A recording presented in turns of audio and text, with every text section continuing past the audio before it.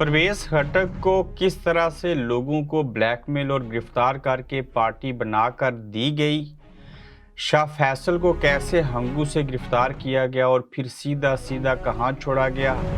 नकालों से होशियार रहिए, पाकिस्तान तहरीक-ए इंसाफ की और कोई ब्रांच नहीं। पाकिस्तान तहरीक-ए-इंसाफ की एक नई वजाहत सोशल मीडिया के ऊपर आ गई। आज इस गोरखधंधा के ऊपर आपसे बात करेंगे।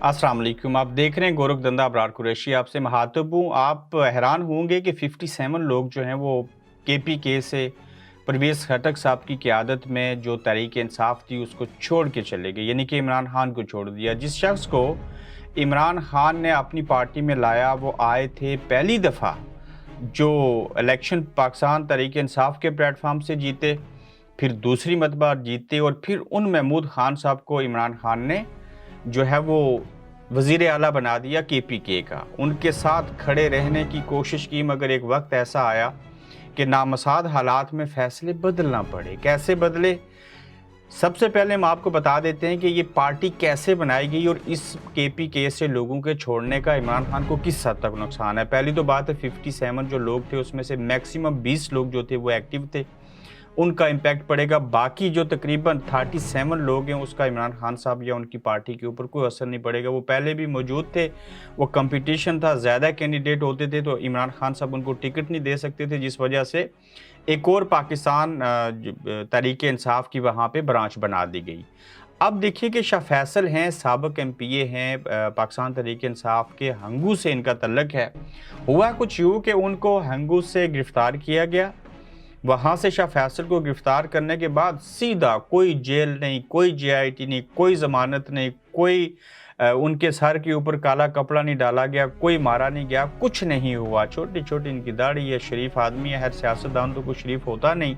तो उनको सीधा परवेज खट्टक साहब के पास KPK में लेके गए और उन्होंने भी बैत कर ली और इस तरह से लोगों को डरा के, धमका के, जमा करके हंगू से, जैसे शाह फैसल साहब की मिसाल दी है, परवेज खट्टक साहब जो हैं उनको एक पार्टी की बुनियाद रख के दी गई।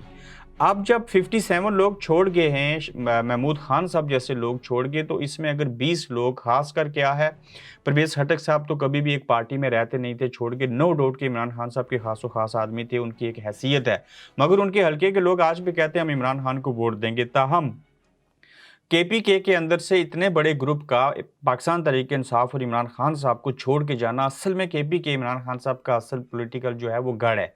अब तो ओवरऑल पाकिस्तान भी है।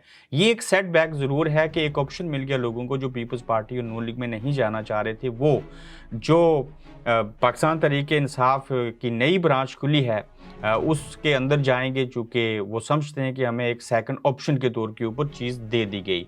अब इसका बाकी तहरीक-ए-इंसाफ के ऊपर आने वाले दिनों में क्या इम्पैक्ट होगा, इमरान खान किस हद तक कमज़ोर होंगे, इसमें भी कोई दो राय नहीं है कि इमरान खान का वोट बैंक मौजूद है। ये लोग बेशक इलेक्टेबल्स जो हैं वो छोड़ के भी चले जाएं, उसके बावजूद नए लोगों को भी ये टिकट दें तो वो उसमें कामयाब हो सकते हैं। मगर सवाल ये भी है कि क्या तहरीक-ए-इंसाफ जो है वो इलेक्शन में उसको स्पेस मिलेगी, चीज़ें होंगी, या किस हद तक जो है इनको आने वाले दिनों में निगरान सेटअप से पहले, निगरान सेटअप के बाद, मेन इंतखाबात से कबल किस हद तक जो है वो कुचुमर निकाला जाएगा। चूँकि खान साहब की गिरफ्तारी की खबरें भी आ रही हैं।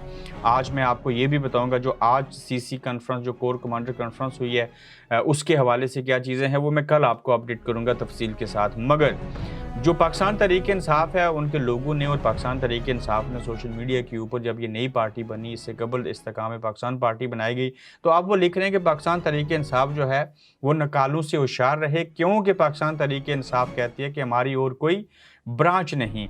तो जब परवेज खट्टक साहब की पार्टी को लॉन्च किया गया, 57 लोग उसके अंदर चले गए, तो अब ये सोशल मीडिया के ऊपर एक ट्रेंड चलाया गया कि हमारी कोई दूसरी ब्रांच नहीं है, नकालों से होशियार रहें, पाकिस्तान तहरीक-ए-इंसाफ ऐसा कह रही है। मगर खौफ अब भी है, मजबूरियां अब भी हैं, हालात अब भी ख़राब हैं। उसके बावजूद जिस नौयत का क्रैकडाउन किया गया, जिस तरह की कोशिशें पीक के ऊपर जाके की गई, उस लिहाज से देखा जाए तो उतनी बड़ी तादाद में लोगों ने नहीं छोड़ा। जो छोड़ के भी गए थे वो वापस आने की भी कोशिश करें। ताहम KPK से इतने लोगों का छोड़ के जाना, जहां पे इस वक्त लगता है कि पाकिस्तान तहरीक-ए-इंसाफ को एक बड़ा नुकसान हुआ है, वहीं पे 20 लोगों का नुकसान डेफिनेटली है और दूसरा ऑप्शन ये हुआ कि अगर परवेज़ खटक ना छोड़ के जाते, महमूद खान साहब जैसा शख्स ना छोड़ता, तो ये था कि जो और छोड़ के जाने की कोशिश करते तो उनके पास पाकिस्तान तहरीक-ए-इंसाफ की ये दूसरी ब्रांच ना होती।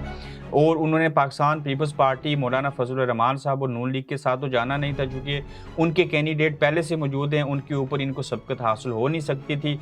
फिर ये एक-दूसरे के खिलाफ बयानबाज़ी करते रहे। तो ऐसे हालात में अगर देखा जाए तो परवेज़ खटक साहब का नई पार्टी बनाना वो एक ऑप्शन मिल गया पूरे पाकिस्तान के अंदर और ख़ासकर केपीके के अंदर, कि लोग जो पीटीआई मजबूरी के तहत, मर्ज़ी से, खौफ से, जिस भी वजह से छोड़ के जाएँगे, तो वो वहाँ पे जाके एडजस्ट हो सकते हैं, एक उनको नया घर मिल चुका है।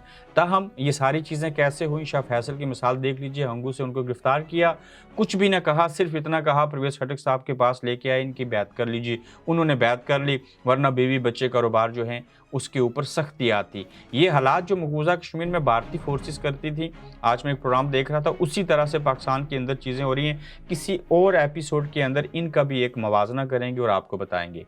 अपना ख्याल रखिएगा, फिर आपसे मुलाकात होगी। आप देख रहे हैं गोरखधंधा अब्रार कुरैशी के साथ।